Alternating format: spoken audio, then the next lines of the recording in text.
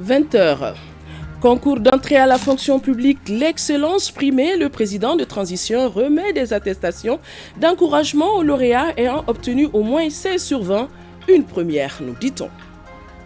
Le président de transition attendu demain dans la région de Nioro du Sahel, le colonel Assimi Goïta procédera au lancement du plan national de réponse à l'insécurité alimentaire, une distribution gratuite de 34 000 tonnes de céréales à plus d'1,8 million personnes et 700 000 tonnes d'aliments bétail. Les forces vives mobilisées pour un accueil des grands jours.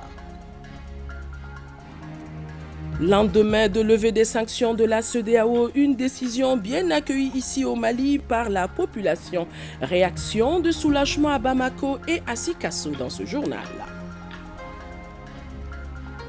Focus Santé s'intéresse ce soir à une maladie rare de l'œil qui touche essentiellement nourrissons et jeunes enfants, son nom le rétinoblastome. Maladie génétique rare, c'est une tumeur cancéreuse qui se déclare sur la rétine, l'arrière de l'œil. Aussi sur ce plateau, le ministre de l'administration territoriale, porte-parole du gouvernement, pour nous tenir informés de la réaction du gouvernement au lendemain de la levée des sanctions de la CEDEAO sur notre pays. Nous sommes lundi 4 juillet. Bonsoir à tous et bienvenue dans ce 20h. Tout d'abord, cérémonie de montée des couleurs à Koulouba. Le président de la transition respecte la tradition que lui-même a instaurée, la montée des couleurs le premier jour de chaque mois. Autour du colonel Assimi Goïta, plusieurs membres de son cabinet et du personnel de la présidence, bien évidemment, au son de l'hymne national exécuté par la fanfare de la garde républicaine. Voilà. Le président de la transition, ce matin au palais de Koulouba, pour respecter la tradition.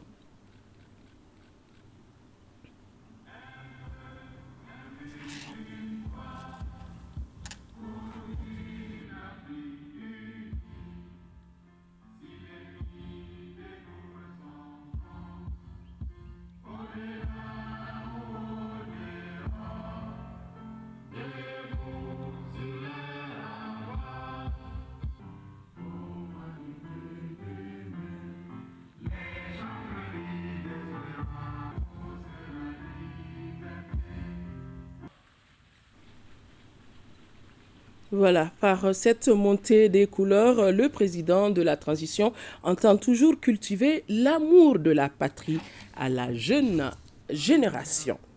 Nous sommes à Koulouba, nous allons y rester pour justement parler de cette cérémonie. Les lauréats les plus méritants au concours d'entrée à la fonction publique reçoivent les honneurs de la nation. C'est ainsi que le président de la transition a voulu primer l'excellence en remettant des certificats d'encouragement aux lauréats ayant obtenu au moins 16 sur 20. La cérémonie s'est déroulée en présence du Premier ministre chef du gouvernement, du président du CNT et de plusieurs membres du gouvernement. Compte rendu signé à Luceni Touré.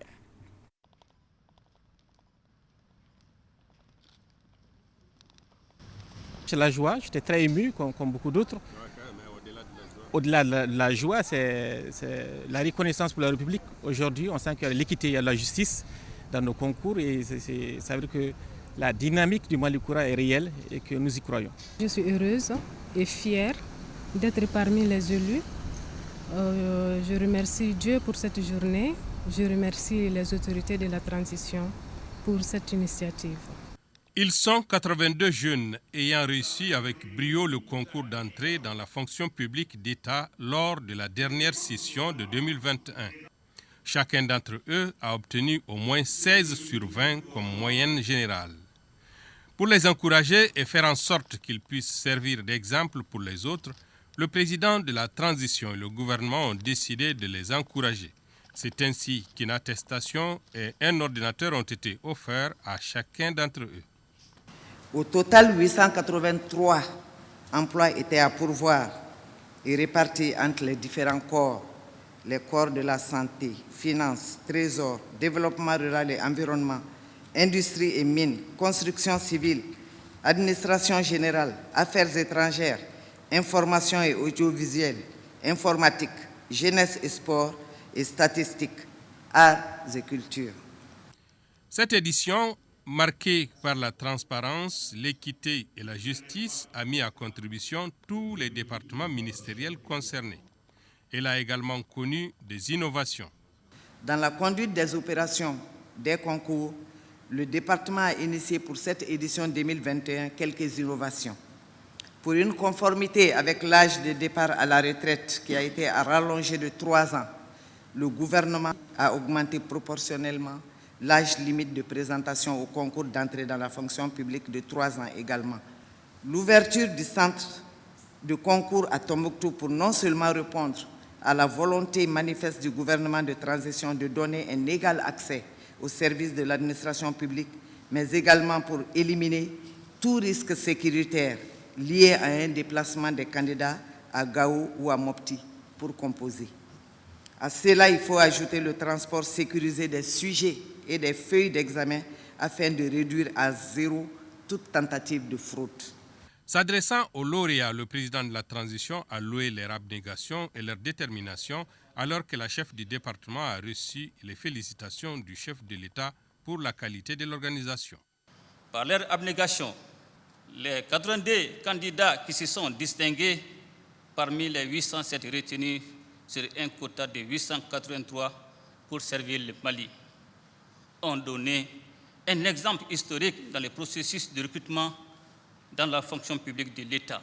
Ils insufflent par la même occasion un souffle à la jeunesse malienne qui doit plus que jamais croire en ses capacités pour relever de tels défis tout en ayant foi dans le système étatique désormais marqué par le sceau du renouveau.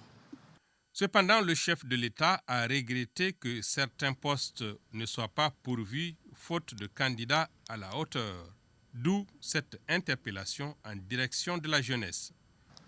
Chers lauréats, en dépit des pressions liées à de tels concours d'intégration dans la fonction publique, vous avez néanmoins pu obtenir dans la transparence et dans l'équité une moyenne supérieure ou égale à 16 sur 20. Une telle détermination mérite amplement les honneurs qui vous sont en ce moment rendus au nom de la République, dont l'un des rôles est de promouvoir en permanence la culture de l'excellence dans les services publics. À Madame le ministre du Travail, de la fonction publique et du dialogue social, j'adresse mes vives félicitations pour son engagement sans faille, mais surtout pour les dispositions rigoureuses qu'elle a dû faire prendre pour le succès des concours d'entrée à la fonction publique, qui, à juste titre, ont été placés sous le signe de l'équité, de la justice et de la transparence. Des valeurs pour l'application desquelles les membres de la commission d'organisation n'ont jamais failli. Ce sont donc 807 nouveaux fonctionnaires de toutes catégories qui vont bientôt grossir le lot des fonctionnaires pour servir l'État et les citoyens maliens. Aussi, le gouvernement projette d'organiser très prochainement un autre concours pour recruter 2185 autres fonctionnaires.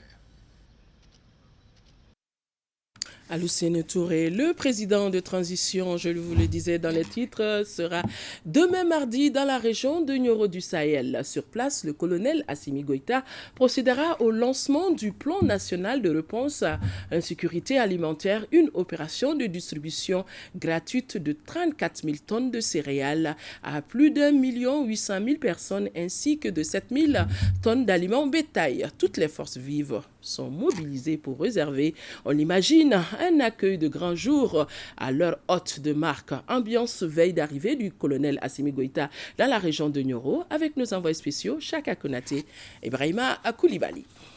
Le commerce et l'élevage constituent les principales activités de Nioro du Sahel. Ici, la situation alimentaire est préoccupante à cause de la mauvaise pluviométrie que la ville lumière a connue ces 2 dernières années. Le plan national de réponse à l'insécurité alimentaire, qui sera lancé ce mardi par le président de la transition, colonel Assimi Goïta, prévoit la distribution gratuite de plus de 2100 tonnes d'aliments bétail et de riz pour la région. En aliments bétail, nous avons reçu 500 tonnes pour la région de Nioro. À Kaye, on a 400 tonnes, Kaye Bafoulabé, Yélémané à 100 tonnes. pour l'aliment bétail. Pour le riz, la commune de Nioro a 312 tonnes. En tout, la région de Nioro doit recevoir 2123 tonnes pour l'ensemble de la région de Nioro, plus le cercle de Diema. Tous les stocks sont disponibles à l'heure où je vous parle pour ce qui est de Nioro. Les 312 tonnes de riz destinées à la commune de Nioro du Sahel seront distribuées à 1950 ménages, soit plus de 11 500 personnes. Nous avons fait un cri de cœur à l'autorité. Le président nous a répondu. Nous lui disons merci et dire à Assimi que la population de Nioro est debout comme un seul homme pour l'accueillir. On lui dit à Bismillah, il est chez lui. Il nous a honorés. On va lui montrer que Nioro a dit qu'il le soutient et il est sur la lancée. Donc le président de la transition vient donner à manger aux populations vulnérables. C'est pourquoi les autorités administratives, politiques et toutes les forces vives de la région sont mobilisées pour lui réserver un accueil chaleureux. Toutes les diversités ont été touchées pour que vraiment le président soit bien accueilli. Et en ce qui concerne la ville aussi, vous voyez, nous sommes sur les travaux, sur les axes. On n'a pas pris les choses à la légère. Depuis l'aéroport jusqu'au site, on a fait les retouches sur tous les domaines. Nous venons tout juste de parrainer une promotion des élèves maîtres dont le nom est Assimi Goïta. Donc je pense que c'est des coïncidences heureuses. Et ça, c'était le samedi 2. Donc le 3, il y a eu la levée des sanctions. Aujourd'hui, nous avons procédé au lancement du BT. Donc demain, le président sera parmi nous. Nous sommes déjà dans l'hivernage. Donc moi, je me dis que tous ces facteurs-là ne sont pas des facteurs anodins. Ce n'est pas des fruits du hasard. C'est vraiment le signe de la bénédiction. Que ce pays-là est un pays béni et que le pays va se remettre. Le gouverneur appelle toute la population à sortir massivement pour accueillir l'hôte de marque. Les préparatifs vont bon train. Nous sommes en train de donner le meilleur de nous pour les préparatifs. Et il y a un engagement sur tous les plans pour la réussir, tant sur le plan préparation que sur le plan mobilisation. L'appel que j'ai à lancer aux populations de la région de Nioro du Sahel, c'est de leur dire que la visite tant attendue du président de la transition chef de l'État est retenue pour demain. Donc je leur lance un appel pour lui réserver un accueil digne de la région, de sa population et également à la dimension de l'honneur que nous devons réserver à son Excellence, le président de la transition, chef de l'État, le colonel Assimi Goïta. Et le colonel-major Ali Anadji d'assurer que tout sera fin prêt pour la réussite du lancement de l'opération de distribution alimentaire gratuite. Ici à Bamako, le marcheur Adaman Tereta a été reçu cet après-midi par le Premier ministre Choguel Kokala Meiga. Parti le 17 mai dernier de Nouakchott devant l'ambassade du Mali à Mauritanie, Adaman Tereta a parcouru, tenez-vous bien, 1600 km en 45 jours de marche. Et le but de cette marche, c'était d'apporter son soutien aux autorités de la transition pour les efforts en cours et renforcer le lien entre la Mauritanie et notre pays. Adaman Tereta, à sa sortie d'audience, est au micro de Mamadou Fane.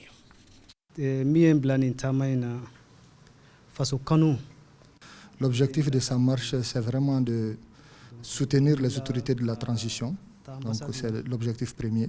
Et il est venu aujourd'hui dans cette optique-là et également soutenir les forces armées maliennes. Ensuite, il a fait des bénédictions vraiment pour les militaires tombés sur les champs de l'honneur. Il a souhaité prompt rétablissement aux blessés. Voilà. Ce qui l'a motivé à faire encore cette marche-là, c'est vraiment, comme il l'a dit, de soutenir les autorités de la transition. La montée en puissance des forces armées maliennes est un des facteurs aussi qui l'a poussé à faire cette marche-là de soutien, mais aussi les réformes entamées par le gouvernement et également tout ce qui est fait aujourd'hui par le gouvernement de la transition pour restituer à la République du Mali sa souveraineté. Ensuite, il a encore une fois salué le président de la transition, le Premier ministre et tout son gouvernement et leur a fait des bénédictions. Mais la population faralou quand vous demain donc a fait un mauvais minambasoro. Voilà, on en vient sur ce plateau. Le ministre de l'administration territoriale, porte-parole du gouvernement. Bonsoir, monsieur le ministre. Bonsoir. Voilà, avec vous donc ce communiqué du gouvernement que nous attendons depuis. Merci infiniment. Au nom de nos plus hautes autorités, j'ai l'insigne honneur de donner lecture du communiqué numéro 033 du gouvernement de la transition, communiqué dont la teneur suit. À l'issue de la 61e session ordinaire de la conférence des chefs d'État et de gouvernement de la Communauté économique des États d'Afrique de l'Ouest, CEDEAO, tenue à Accra, République du Ghana, le 3 juillet 2022, le gouvernement de la transition a été informé des décisions prises par la conférence des chefs d'État de la CEDEAO, entre autres, la levée des sanctions économiques et financières, y compris la fermeture des frontières, prise contre le Mali le 9 janvier 2022. À la suite de ces décisions, le gouvernement de la transition note enfin avec satisfaction une convergence de vues ayant permis de parvenir à un compromis et à la prise en compte des demandes fortes du peuple malien, à savoir la nécessité de mener des réformes politiques et institutionnelles avant d'organiser des élections.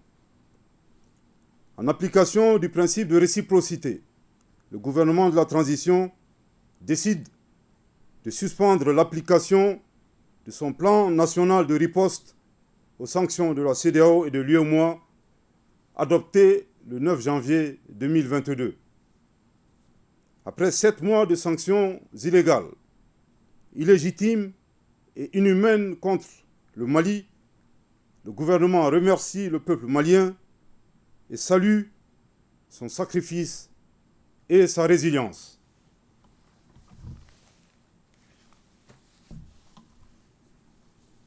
Durant cette période sombre de l'histoire de l'intégration régionale, le gouvernement a été agréablement surpris par l'élan de solidarité de certains pays amis et partenaires, ainsi que les autres peuples africains et hors de l'Afrique envers le Mali, qu'il trouve ici l'expression de la gratitude du peuple malien.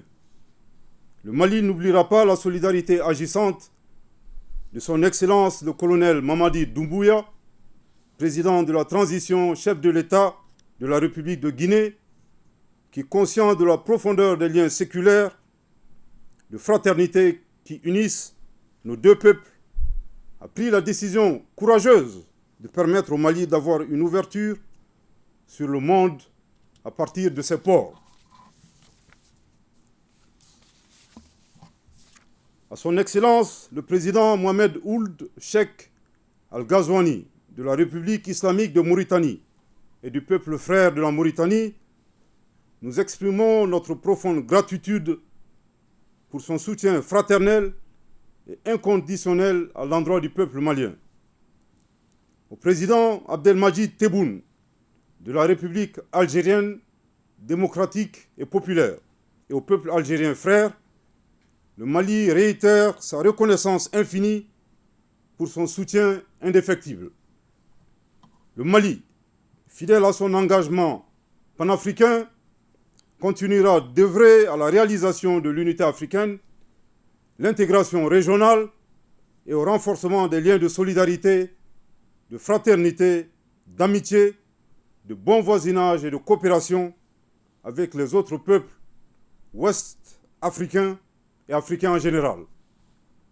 Le gouvernement de la transition exprime sa profonde reconnaissance à toutes les bonnes volontés qui se sont mobilisées pour la levée de l'embargo contre le Mali et en appelle à la solidarité africaine pour œuvrer ensemble à la réussite du processus de refondation de l'État malien.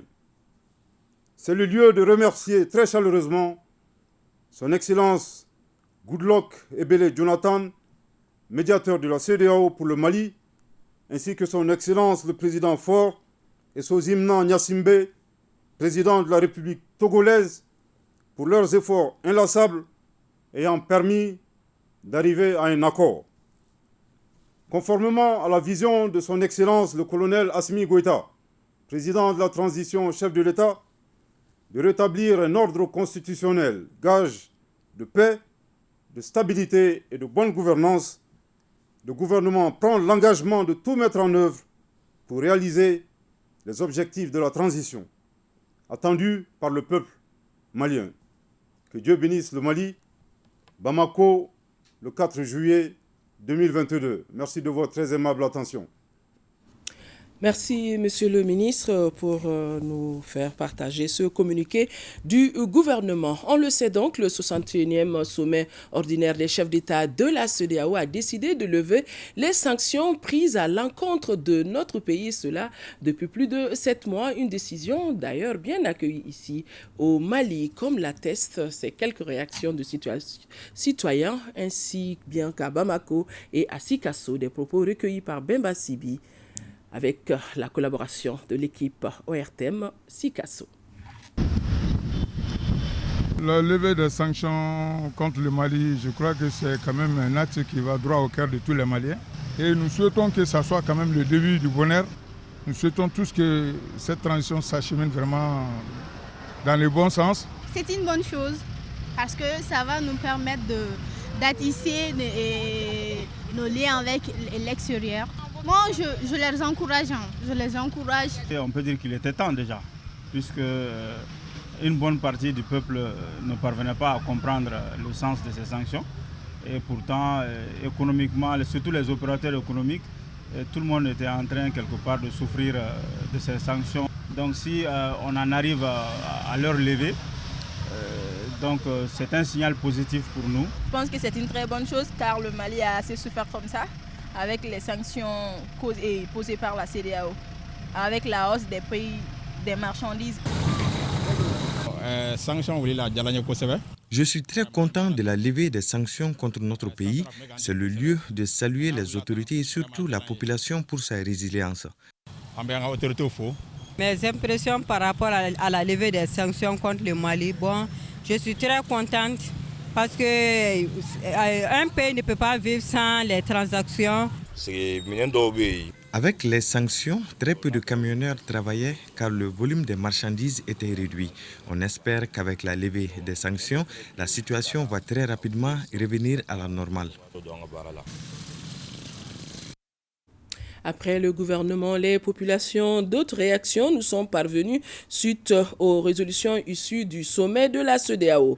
L'Alliance pour la République, le parti Ramata Plus, l'Amicale des anciens ambassadeurs et consuls généraux du Mali, le mouvement patriotique pour le renouveau, le parti Yelema, l'association Tabital Poulakou, les organisations, réseaux et plateformes représentées au sein du consortium des femmes, la Fédération des organisations et des regroupements de soutien aux actions de la transition, Forçat Civile, le Parti pour la solidarité et le progrès, l'Union des femmes, des communautés culturelles pour la paix au Mali, l'Alliance pour le Mali, des volontaires pour le Mali, la plateforme Mali pour tous.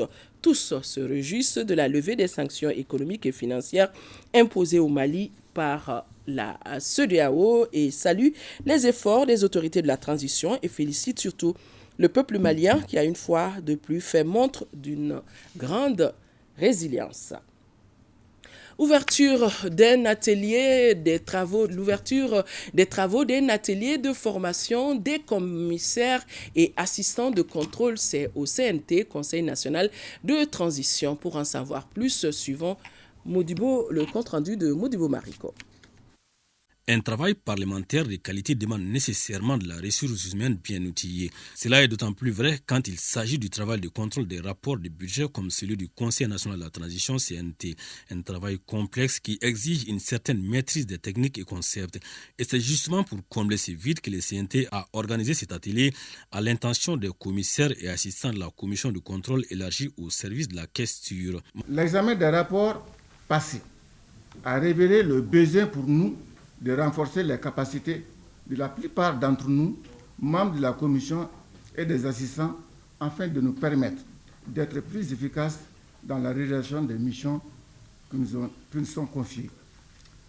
Le présent atelier de renforcement des capacités des membres de la commission est une réponse aux besoins pressants des commissaires, pour la plupart, qui exercent pour la première fois le travail parlementaire et surtout le travail de contrôle. La commission contrôle doit faire effectivement un rapport tous les 3 mois sur l'exécution du budget du CNT pour voir l'utilisation et informer le président du CNT. Bon, c'est pour cela, vraiment, on a demandé à l'ensemble des conseillers et aux administratifs de participer à cet atelier de formation pour qu'ils puissent vraiment s'approprier de cet outil important qui permet effectivement de contrôler le budget du CNT. Les participants auront ainsi 3 jours pour se familiariser avec des techniques d'élaboration et d'exécution du budget du CNT ainsi que les outils pour mieux les contrôler. Ils seront aidés en cela par les experts de la Direction nationale du budget et ceux du contrôle financier du ministère de l'économie et des finances. L'objectif est de gagner en efficacité, notamment dans le suivi du budget et l'élaboration des rapports trimestriels de son exécution produits par les services de la questure. Les acteurs de la décentralisation, eux, se concertent sur le programme Appui aux collectivités territoriales, financé à près de 30 milliards de francs CFA par la KfW. L'atelier va réfléchir sur la synthèse des rapports d'audit et de lancement des travaux d'élaboration d'un guide de maîtrise d'ouvrage. C'est ce que nous dit Adama Jimde. Les cadres de l'Agence nationale d'investissement des collectivités territoriales ANICT et les experts de la section des comptes de la Cour suprême se concertent sous l'égide du département de l'administration territoriale. C'est à la faveur d'un atelier de synthèse des rapports d'audit couplé au lancement des travaux d'élaboration d'un guide de maîtrise d'ouvrage destiné aux collectivités territoriales, soutenu par le partenaire allemand pour près de 30 milliards de francs CFA. Cet atelier s'inscrit dans le cadre du programme Appui aux collectivités territoriales, raccourci PACT qui est beaucoup plus connu, dans ses phases 5 et 6, financées à hauteur de 45,2 millions d'euros par la République fédérale d'Allemagne à travers la KfW, Banque de développement. La rencontre sera mise à profit pour faire des présentations sur les constats de mission d'audit d'une part et d'autre part sur le plan de mise en œuvre des mesures correctives et des activités d'appui à l'amélioration de la maîtrise d'ouvrage des collectivités territoriales. Les rapports de mission d'audit des investissements des collectivités territoriales ont relevé de nombreuses faiblesses et manquements en matière d'exercice de la maîtrise d'ouvrage par les collectivités territoriales. Ces insuffisances portent sur les aspects administratifs, financiers et techniques, notamment dans la passation et l'exécution des marchés publics et la gestion des infrastructures. L'analyse de ces rapports appelle donc à un paquet d'actions combinées englobant l'ensemble de ces aspects. Dans le cadre de la mise en œuvre des activités du projet contrôle externe des investissements des collectivités territoriales, les missions conjointes de contrôle et de suivi de ces investissements de la section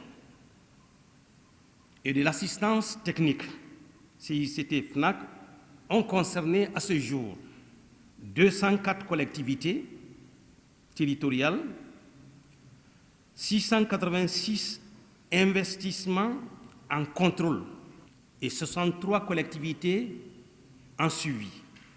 Au finish, il sera mis en place un comité scientifique d'élaboration du guide de la maîtrise d'ouvrage des collectivités territoriales. Le Centre malien pour le dialogue interparti et la démocratie, CEMDID, et son partenaire AIDEA initient un atelier de partage des conclusions et recommandations de la revue du cadre juridique de la Cour constitutionnelle du Mali, outil indispensable pour la Cour constitutionnelle dans le cadre de l'élaboration de la nouvelle constitution. Boubacar Bablé Touré. Cet atelier regroupe des membres de la Cour constitutionnelle et leurs partenaires du Centre malien pour le dialogue interparti et la démocratie CEMDID et India International. Il vise à partager les conclusions et recommandations du projet de rapport de la revue du cadre juridique de la Cour constitutionnelle du Mali avant sa dissémination. Cet atelier fait suite à une rencontre de partage d'expériences tenue les 15 et 16 décembre 2020 sur le rôle de la juridiction constitutionnelle en période de transition. La construction d'un processus démocratique intègre à la fois l'évaluation et la révision de la mise en œuvre de ces instruments afin de les adapter à l'évolution du contexte et cela sur la base des expériences apprises. L'exercice de revue du cadre juridique de cours constitutionnel fait partie des bonnes pratiques inférées par le principe de convergence inscrit dans le protocole de la gouvernance et de la démocratie de la CEDEAO, ainsi que dans les standards des démocraties en cours de consolidation. Il s'agit d'un exercice endogène et proactif dont les recommandations ont une visée opérationnelle pour renforcer le rôle de pilier de démocratie des cours constitutionnels. Ce document d'une trentaine de pages est axé sur le processus de réforme enclenché par les plus hautes autorités. Le Mali est en transition, un contexte particulier, spécifique. Mais cette transition nous offre des opportunités dans le cadre des réformes institutionnelles envisagées par l'État. Et aujourd'hui, l'atelier de ce matin est une occasion heureuse à ceux qui sont chargés, la commission chargée de l'élaboration de la nouvelle constitution, pour disposer d'une étude scientifique hautement nivelée dans le processus de réforme constitutionnelle. Et le président de poursuivre que la conception de ce document du cadre juridique vient ainsi doter la Cour constitutionnelle d'un outil de stratégie d'élaboration de la nouvelle Constitution. Le Canada célèbre sa fête nationale et cette festivité a regroupé autour du Canada ses amis et du Mali. La coopération entre le Mali et le Canada est fructueuse et touche plusieurs secteurs, notamment les droits de l'homme, la promotion du genre et la résilience des couches vulnérables. Boubacar Touré, Kanouté, a suivi ce dîner pour nous. Le Canada a accédé à son indépendance le 1er juillet 1887. Pour fêter cette date anniversaire, l'ambassade du Canada au Mali a organisé cette soirée dînatoire en présence des représentants des pays amis. Ils ont festoyé dans une communion parfaite. Une occasion pour Canadiens et Maliens d'échanger sur leur coopération bilatérale qui touche plusieurs domaines. La fête du Canada est l'occasion de célébrer ce qui nous rend fiers, notamment la diversité, l'inclusion, l'ouverture au monde, qui caractérise la société canadienne. Il est important que nous restions plus unis que jamais pour répondre à ces crises. D'ailleurs, le Canada a récemment annoncé un financement de 82 millions de dollars canadiens pour répondre à cette crise, dont 48 millions pour le Mali seulement, environ 23 milliards de CFA. Les projets soutenus par le Canada répondent aux besoins immédiats des populations, tout en contribuant à augmenter la résilience à long terme et à stimuler une croissance économique inclusive pour les populations en situation de vulnérabilité, en particulier les femmes et les filles.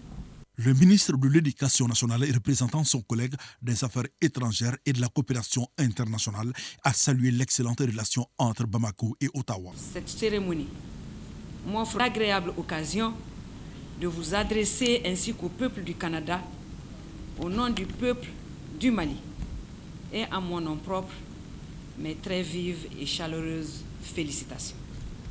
De progrès et de prospérité croissante pour le peuple du Canada et dire combien votre amitié nous est chère. Je voudrais vous dire combien le peuple et le gouvernement du Mali apprécient les efforts louables que vous n'avez cessé de déployer pour le resserrement des liens d'amitié et de coopération entre le Canada et notre pays, le Mali. La lutte contre le terrorisme, la corruption ainsi que le changement climatique préoccupent les deux pays. À présent, Nouhoum Sissoko pour nous parler de la journée d'échange de partage des résultats de l'an 2 des projets scolarisation des filles, éducation des filles au Mali, Imagine et Défi. Donc, les résultats sont désormais disponibles. L'amélioration de l'éducation inclusive pour les filles et les adolescentes, l'amélioration de l'accès et la rétention principalement des filles, mais aussi des garçons, dans les programmes d'éducation formelle et non formelle, l'amélioration de l'accès, la rétention ainsi que des résultats scolaires des adolescentes de 13 à 15 ans du second cycle de l'enseignement fondamental. Voilà les objectifs que se sont assignés respectivement les projets Imagine, Défi éducation des filles au Mali et SCOFI. Malgré la crise sécuritaire dans les régions de Ségou et Mopti, zone d'intervention des projets, certains objectifs sont atteints à l'an 2. Nous avons mis en place une stratégie de scolarisation accélérée que nous appelons dans notre jargon SSAP. Scolarisation accélérée sur 9 mois pour les enfants qui ont raté l'école, qui ont été éjectés après dans le système scolaire classique. Les maîtres coraniques ont été initiés à la prise en compte des pédagogies sensibles au genre, sensibles au conflit. Ces projets dédiés à la scolarisation des filles dans les régions de Mopti et Ségou visent à améliorer la fréquentation scolaire des filles. Ils ont une durée de 5 ans. Toutes les activités de communication, d'information et de sensibilisation pour favoriser non seulement l'accès, mais aussi le maintien des enfants à l'école, particulièrement des filles. Volet communication, éducation, sensibilisation, ça c'est fait. Nous avons eu à équiper 45 écoles, des caps de Yamfolila, de Bla, en latrines sexo-spécifiques, équipées justement de dispositifs de gestion de l'hygiène menstruelle des filles et également de dispositifs de lavage des mains à hauteur de 180. Et nous avons réhabilité les latrines existantes qui avaient besoin d'être réhabilitées. Quant au Pass Kofi, projet d'appui à la scolarisation des filles qui vient de démarrer, il doit permettre de contribuer à la réduction des disparités dans l'apprentissage et le rendement scolaire des filles vulnérables dans ces zones de conflit. Le budget prévisionnel 2022 de l'Université des Lettres et des Sciences Humaines de Bamako se chiffre en recettes et dépenses à plus de 4 milliards de francs CFA. C'est du moins le montant soumis à l'appréciation des administrateurs pour la 10e session ordinaire du Conseil d'administration suivi par Sokona Kamisoko. S'il y a un défi auquel les universités du Mali sont confrontées aujourd'hui, c'est bien la gestion efficiente des effectifs des étudiants. Cette problématique est encore plus cruciale de nos jours à l'Université des Lettres et des Sciences Humaines de Bamako. Un établissement qui compte 2250 étudiants répartis entre 2 facultés et des instituts. Pour faire face à cette situation, les initiatives ne manquent pas. L'insuffisance des infrastructures et les contraintes budgétaires nous ont conduits à louer des sites dédiés aux enseignements, à savoir les sites Balo à Kalabankoro-Koulouba, Balo à Kabala, Doumbia à Kalabankoro-Sikro, Sila et Tunkara à Kabala. Le recours à ces immeubles nous permet aujourd'hui de faire face à la lancinante question des infrastructures, qui est devenue un goulot d'étranglement. L'Université des Lettres et des Sciences Humaines de Bamako a réalisé une véritable prouesse en matière de formation et de recherche. Au titre de l'année universitaire 2021-2022, l'ULHB a assuré la formation de plus de 20 000 étudiants dans les domaines des sciences de l'homme et de la société, lettres, langues et arts, sciences de l'éducation et de la formation, sciences et technologies, l'encadrement pédagogique et l'animation scientifique dans les départements ont été assurés par 237 enseignants, dont seulement 22 femmes. L'ULHB a concrétisé à travers une publication de 385 pages la 2e édition du programme des petites subventions pour la recherche. C'est une grande première dans les annales des universités au Mali. Malgré les difficultés nombreuses auxquelles fait face notre université, il y a des lueurs d'espoir, entretenues par une farouche volonté des différentes composantes de la communauté éducative de Kabala d'assurer une présence et surtout un avenir à notre université. Pour réaliser ses ambitions en matière de formation et de recherche, l'ULSHB a besoin d'un budget prévisionnel de plus de 4 milliards de francs CFA au titre de l'année 2022. L'heure du bilan pour le projet Laïdou-Maître, ce projet qui avait pour mission de surveiller les engagements pris par l'État dans le cadre de la politique de santé sexuelle et reproductive des jeunes. Des résultats plus que satisfaisants. C'est ce que nous dit Fousseyni Tunkara. Très décontractés et fiers du travail abattu, les acteurs en charge de la mise en œuvre du projet Laïdou-Maître abordent les journalistes. À l'ordre du jour, le point des acquis du Laïdou-Maître après un peu plus de 2 ans d'activité sur le terrain. Moi, je suis satisfait parce que toutes les activités qui étaient prévues ont été réalisées. Il y a aussi eu une prise de conscience au niveau du gouvernement, c'est parce qu'il y a eu quand même la création de l'ONASR.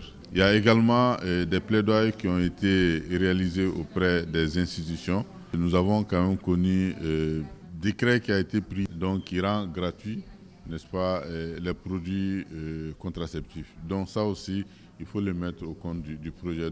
Vu ces résultats encourageants et l'engouement qu'il suscite auprès des jeunes, la question de pérennisation du projet a été évoquée à plusieurs reprises. Les jeunes puissent prendre en main l'outil L'Aidumètre et pouvoir faire le suivi des engagements en menant des activités de plaidoyer. Et je pense que ce travail est en train d'être fait. Et nous sommes en train de démarcher d'autres partenaires pour voir comment on peut faire une deuxième phase de ce projet-là. Les groupes pivots santé structurent à la base de la création des organisations de la société civile pour la planification familiale et dans la dynamique de pérenniser les acquis du projet L'Aidumètre. Assurance donnée par son premier responsable. Il est important qu'avant de parler des bailleurs, que les Maliens même sachent déjà qu'il s'agit des engagements qui sont pris pour leur bonheur et pour leur émancipation personnelle. De ce fait, il faut déjà que les Maliens eux-mêmes s'approprient de ces différents projets et suivent les engagements qui les concernent pour leur mieux-être.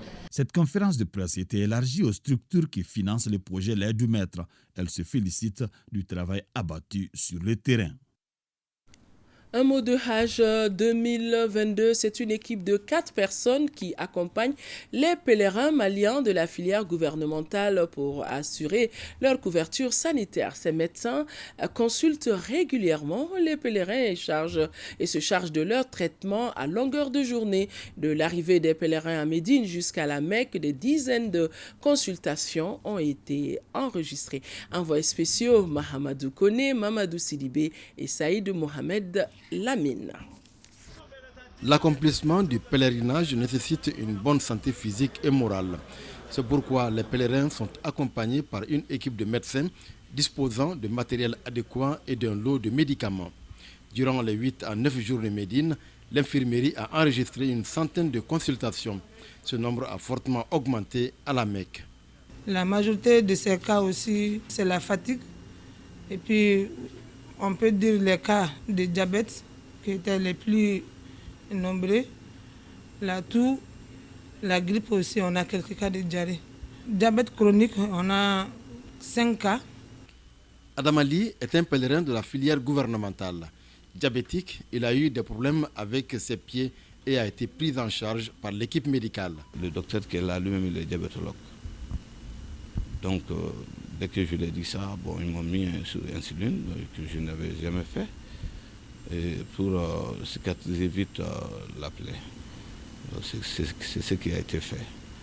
Donc vraiment, ça commence à se cicatriser, on est peut-être à 90%, parce que je commence à marcher seul. De nombreux autres pèlerins ayant été consultés ont bénéficié soit des conseils, soit des traitements de la part des médecins. Focus Santé de ce journal s'intéresse ce soir à une maladie rare de l'œil qui touche essentiellement nourrissons et jeunes enfants. Son nom, le rétinoblastome. Maladie génétique rare est une tumeur cancéreuse qui se déclare sur la rétine, l'arrière de l'œil. On en sait un peu plus avec Barakissa Ouattara et Abdoulaye Samaké. Effroyable, il l'est.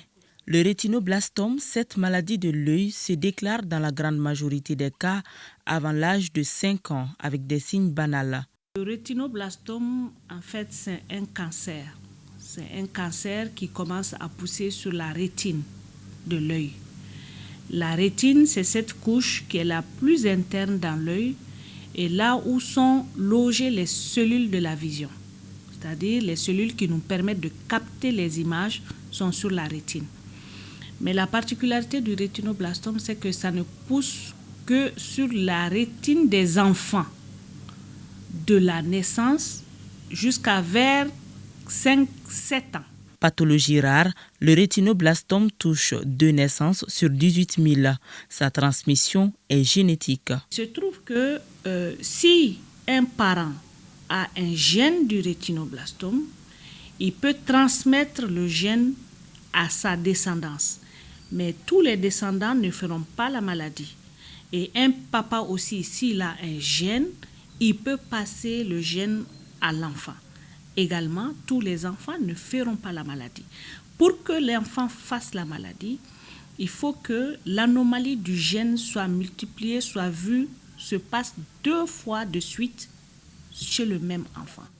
L'un des symptômes révélateurs du rétinoblastome est le strabisme. Quand vous regardez votre enfant et qu'il y a un œil qui bascule en dehors ou qui bascule en dedans, on appelle ça un strabisme.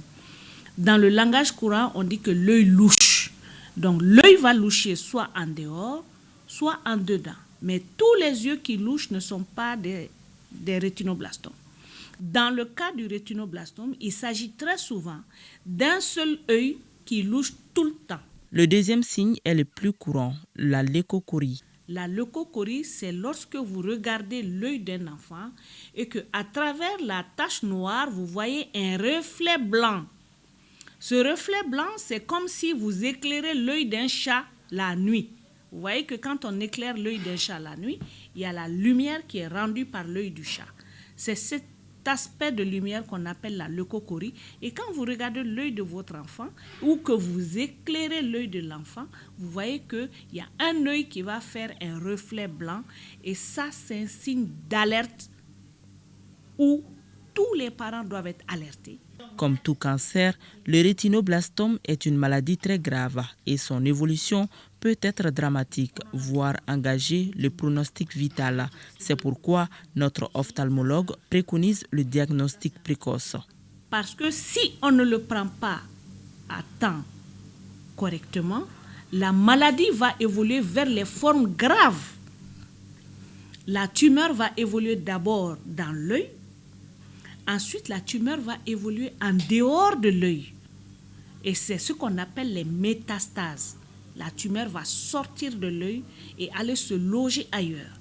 La tumeur va être aussi grosse que la tête de l'enfant. Vous imaginez un œil qui est énorme comme ça et qui va sortir de l'orbite. Or, si la tumeur est uniquement dans l'œil, on a encore des possibilités de traiter l'enfant et même de le guérir définitivement. Pour ce faire, l'IOTA et le CHU Gabriel Touré disposent de centres spécialisés dans cette maladie. Malheureusement, la prise en charge du rétinoblastome s'avère très coûteuse. Le traitement du rétinoblastome coûte très cher. Le bilan du rétinoblastome coûte très cher. Et c'est des maladies où obligatoirement l'État doit s'impliquer. Sinon, quand on laisse la charge aux malades seuls, la charge, personne ne peut supporter seul la charge du traitement d'un rétinoblastome. D'où ces cris de cœur aux autorités. Ces enfants, on peut les sauver. C'est de nous accompagner dans les campagnes de dépistage, de les intégrer dans les campagnes, de nous accompagner dans la disponibilité des médicaments. Et je crois qu'avec ça, on pourra sauver un certain nombre d'enfants de morts atroces. Si le premier ennemi en cas de déclaration de cette maladie est le retard de diagnostic, il revient donc aux mamans de bien observer et d'être attentives avec leur bébé lors de l'allaitement, car ces moments de complicité entre mère et enfant peut aussi lui sauver la vie. Point Covid du jour, 2 cas positifs sur 312 tests réalisés, 0 guéris, 0 décès. Pour vous protéger et protéger les autres, suivez les mesures de prévention et faites-vous vacciner. Le président de la Haute Autorité de la Communication invite les promoteurs de radio privées ayant payé la redevance de l'année 2018 mais qui n'ont pas encore signé de convention à se présenter au siège de la Haute Autorité de la Communication dès auditions du présent communiqué pour finaliser le processus de mise en conformité. Les intéressés doivent se présenter munis des reçus de paiement effectués de tout autre document administratif afférent à leur radio et c'est là au plus tard le 31 juillet 2022. Le professeur Drissa Diakité, historien en politique, membre de l'Académie des sciences du Mali et de l'Association des historiens du Mali, n'est plus décédé vendredi dernier. Le docteur des lettres, option histoire de l'Université Paris 1 de la Sorbonne a été conduit en sa dernière demeure. Fademba Keïta reviendra dans nos éditions de demain sur les cérémonies d'inhumation de l'illustre du professeur Drissa Diakité. D'ici là, ainsi va la vie, qu'Allah subhanahu wa ta'ala l'accueille dans son paradis éternel. Voilà qui met un terme définitif dans ce journal. Merci de l'avoir suivi. Excellente tenue à nos téléspectateurs de la région de Nioro du Sahel. Qu'Allah bénisse le Mali.